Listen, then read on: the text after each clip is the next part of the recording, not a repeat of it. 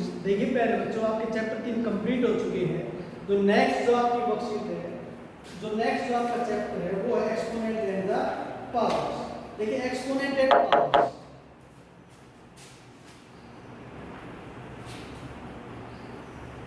Exponents and power. देखिए थोड़ा बहुत इनका 6th क्लास में डिस्कशन हुआ होगा, या थोड़ा बहुत इसका पोर्शन आपकी 6th क्लास में आपका आया होगा। देखिए एक्सपोनेंट एंड पावर, जैसे मैं लिख रहा हूँ यहाँ पे a raise to the power b। a raise to the power b का मतलब क्या हुआ, a क्या है आपका यहाँ पे बेस, और b को हम यहाँ पे क्या बोलेंगे, या तो बोलेंगे एक्सपोनेंट या फिर क्या बोल देंगे इसको हम पावर। एक्सपोनेंट या फिर आपकी पावर। जैसे मैं आप लिख रहा हूँ x raise to the power 2, तो यहाँ पे बेस तो आपका हो गया x, और 2 को हम यहाँ पे क्या बोलेंगे, 2 को हम बोलेंगे यहाँ पे एक्सपोनेंट। एक्सपोनेंट या फिर आपकी क्या यहाँ पे पावर, एक्सपोनेंट या फिर पावर। अंडरस्टैंड? यानी कि नीचे वाला बेस हो गया, और जो पावर होती है उसको हम बोलते हैं पावर बोल देते हैं, या फिर यहाँ पे इसको हम एक्सपोनेंट बोल देते हैं। देखिए यहाँ पे इसी कुछ एक प्रॉपर्टीज है, जैसे मैं यहाँ लिख रहा हूँ a raise to the power b मल्टीप्लाई by a raise to the power c।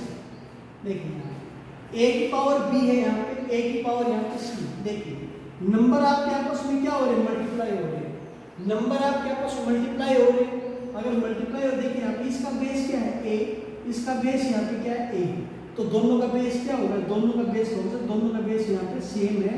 Same मतलब दोनों, इसका बेस a है और उसका बेस a है, दोनों का बेस सेम है। जब दोनों का बेस सेम हो, नंबर आपका मल्टीप्लाई हो रहा हो, तो पावर आपके हमेशा क्या हो जाती है, ऐड हो जाती है।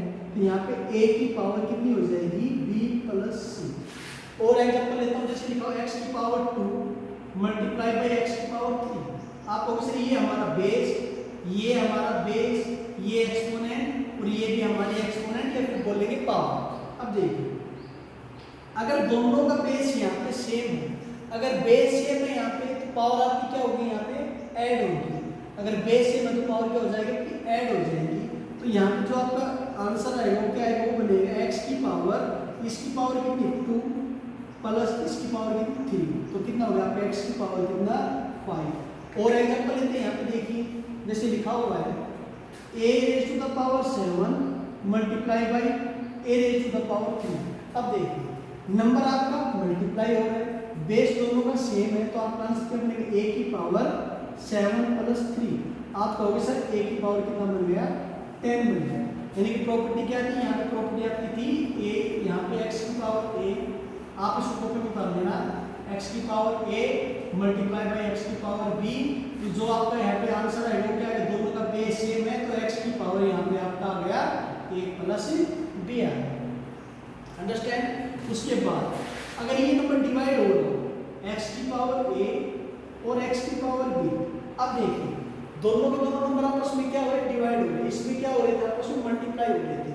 अगर ये नंबर आपस में डिवाइड हो रहे हो, बेस दोनों का सेम हो, बेस दोनों का हमेशा सेम रहना चाहिए, तो पावर आपकी क्या हो जाएगी, पावर आपके आपस में सब्ट्रैक्ट हो जाएगी। तो x की पावर a माइनस कितना हो जाएगा आपका b हो जाएगा।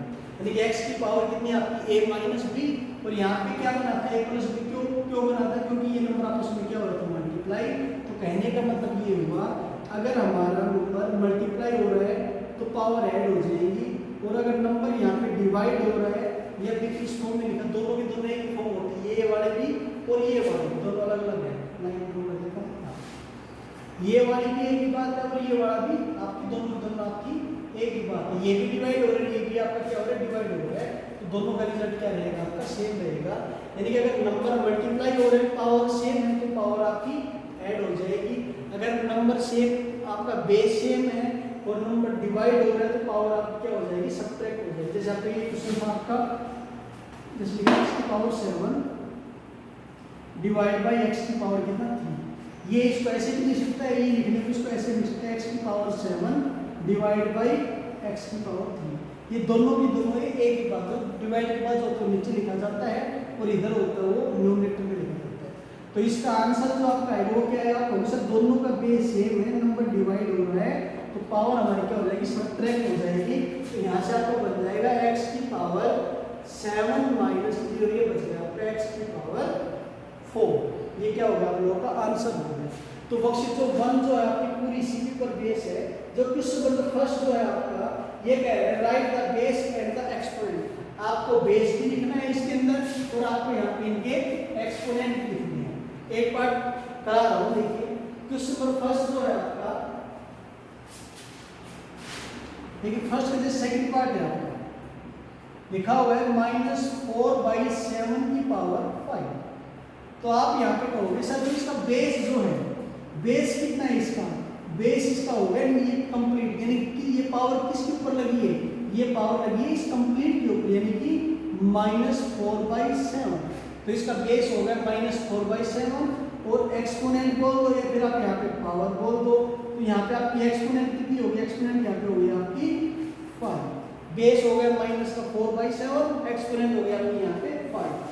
जैसे आपका फर्स्ट पार्ट है, फर्स्ट पार्ट के अंदर बेस कितना हो गया, बेस हो गया आपका -1/3 और पावर कितनी होगी इसकी, पावर हो गई इसकी 3 होगी।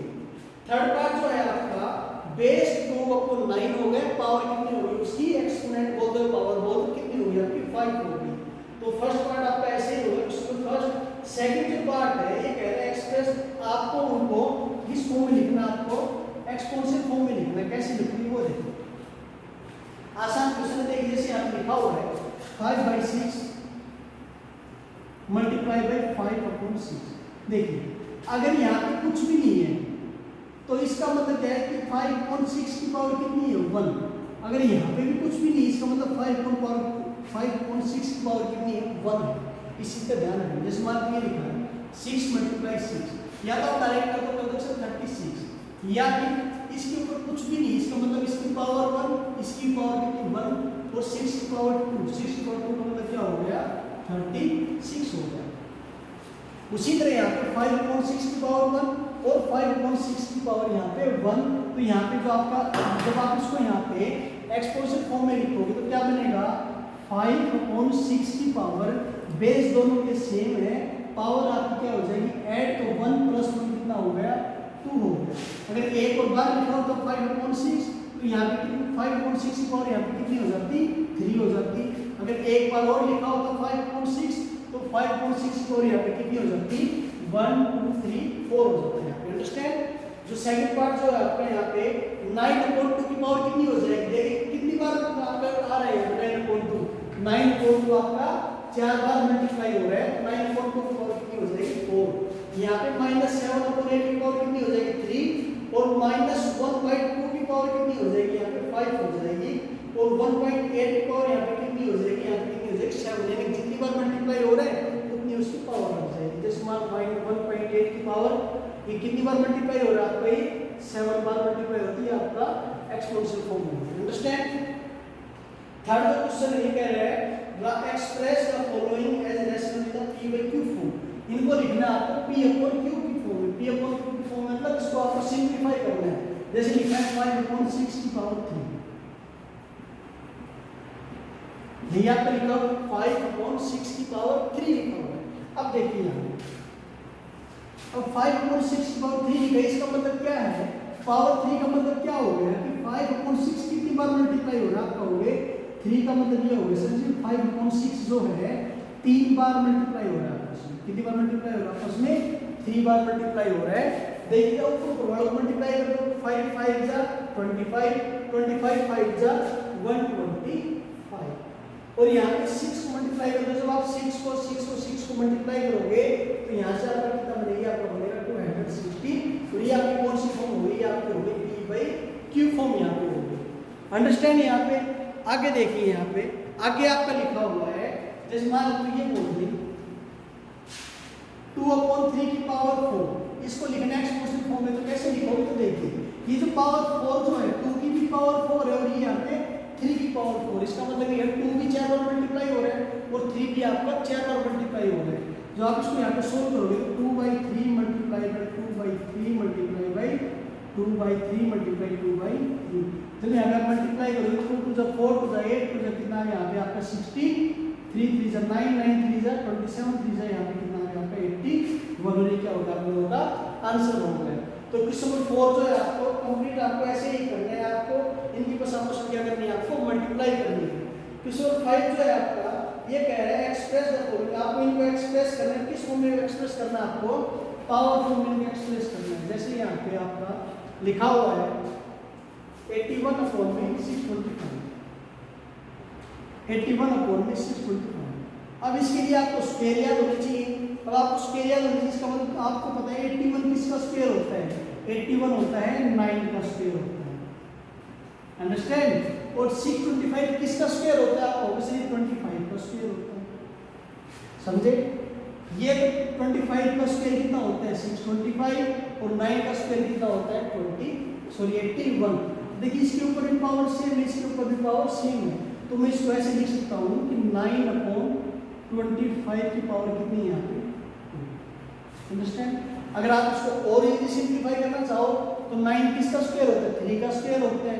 तो देखिए यहाँ पे आप इसको ऐसे 3 का स्क्वायर, और यहाँ पे किसका होता है 5 का स्क्वायर। देखिए ये स्क्वायर और ऊपर पावर भी कितनी थी 2 थी, तो 2 मल्टीप्लाई करके कितना होगा 4, यानी कि 3/5 की पावर यहाँ पे कितना मिल गया आपका 4 मिलेगा, अंडरस्टैंड। दूसरा मेथड क्या है, देखिए यहाँ दूसरा मेथड आपका ये है बाय फैक्टर मेथड। अब इसके यहाँ फैक्टर करो, तो आप यहाँ पे 81 के फैक्टर करोगे तो 3 से करोगे तो 27, 3 से दोबारा करोगे तो यहाँ से 9, 3 से दोबारा करोगे तो 3, और 3 से करोगे तो यहाँ से 1 बनेगा। जब आप यहाँ पे 625 की फैक्टर करोगे तो 5 से करोगे तो यहाँ पे कितना 125, जब 5 से दोबारा करोगे तो यहाँ पे 25, दोबारा 5 से करोगे तो यहाँ पे 5, और करोगे तो यहाँ पे कितना। तो देखिए यहाँ 3 के कितने बने यहाँ पे 1 2 3 4, यानी कि यहाँ पे इसके बने 3 मल्टीप्लाई 3 मल्टीप्लाई 3 मल्टीप्लाई 3 मल्टीप्लाई 3, और यहाँ पे 625 फैक्टर बने 5 मल्टीप्लाई 5 मल्टीप्लाई 5 मल्टीप्लाई बाई 5। अब देखिए यहाँ पे 3 कितनी बार मल्टीप्लाई हो रहा है आपका 4 बार, और 5 की कितनी हो रहा है आपका 4 बार मल्टीप्लाई हो रहा है। या फिर आप बोलना चाहो तो देखिए यहाँ पे 3/5, ये भी आपका 3/5, ये भी आपका 3/5, और ये भी आपका 3/5, और यहाँ पे जो आपका बन गया आपको बन गया 3/5 की पावर कितनी यहाँ पे 4। तो ये हो गया आप लोगों का आंसर। ये सेकंड पार्ट है आपका, ये कह रहा है -8/125, ये लिखा हो आपको माइनस का 8/125। एक जब आप इसको यहाँ पे सिंप्लीफाई करोगे तो देखिए आपको पता है 8 और 125, या तो आप इसके यहाँ पे फैक्टर करो। अगर आप डायरेक्ट कर पा रहे हो तो आपको पता है 2 का क्यूब होता है, या ये किसका क्यूब होता है 5 का क्यूब होता है। क्यूब का मतलब होता है पावर 3 होना, यानी कि 2 की पावर 3, और ये किसकी पावर 3 बनेगा यहाँ पे आपका 5 की पावर 3 बनेगा। और ये आप इसको यहाँ पे ऐसे आप इसको लिख सकते हो ऐसे, अंडरस्टैंड। यानी कि -2/5 की पावर कितना 3, यानी कि ये जो पावर 3 है ये -2 की भी पावर है, और ये 5 की दोनों की पावर है। जब 2 की पावर 3 करोगे तो 8, और 5 की पावर 3 करोगे यहाँ पे 125, अंडरस्टैंड। जो नेक्स्ट पार्ट आपका ये 343 अपॉन में 5 100 देखिए दो ही मेथड, या तो आप इसके फैक्टर करो, या फिर आपको पता होना चाहिए कि ये 7 का क्यूब होता है और ये आपका 8 का क्यूब होता है। तो 7 का क्यूब और अपॉन में 8, दोनों की पावर कितनी है यहाँ पे आपकी 3। तो जो ये फॉर्म हो गया आपकी, इसको हम बोलेंगे एक्सपोनेंशियल फॉर्म बोलेंगे। नेक्स्ट पार्ट है आपका ये आपका 32 अपॉन में 243। तो देखिए 32 किसका होता है, 32 आपका यहाँ पे इसको हम बोलते हैं 2 की पावर कितनी यहाँ पे 5, और 343 आपका होता है 7 की पावर।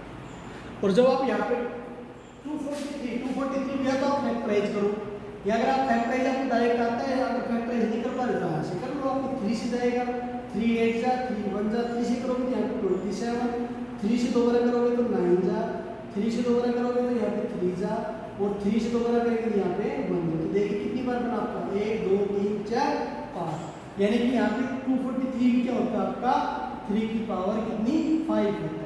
तो आप यहाँ पे डायरेक्ट लिख सकते हो कि 2/3 की पावर कंप्लीट की पावर कितनी है यहाँ पे 5। जो आपकी ये फॉर्म बनेगी इसको हम बोलेंगे एक्सपोनेंशियल फॉर्म बोलेंगे। नेक्स्ट जो है आपका ये है -1/216।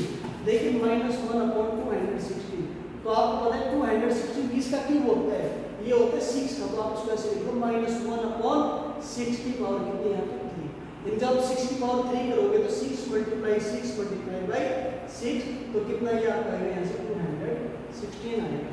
जो नेक्स्ट पार्ट आपका कह रहे हैं 749 अपॉन में 1000। तो देखिए 7 to 9 अपॉन में 1000। तो देखिए 7 to 9 किसका क्यूब होता है? आप कहोगे सर 9 का क्यूब होता है, और 1000 किसका क्यूब होता है? 10 का होता है। तो 9 अपॉन 10 की पावर कितना बन गया? यहाँ पे 3 बन गया। तो आपकी वर्कशीट नंबर 1 कंप्लीट हो चुकी है। नेक्स्ट वीडियो में वर्कशीट नंबर 2 डिस्कस करेंगे। तो आज के लिए इतना ही। Thank you.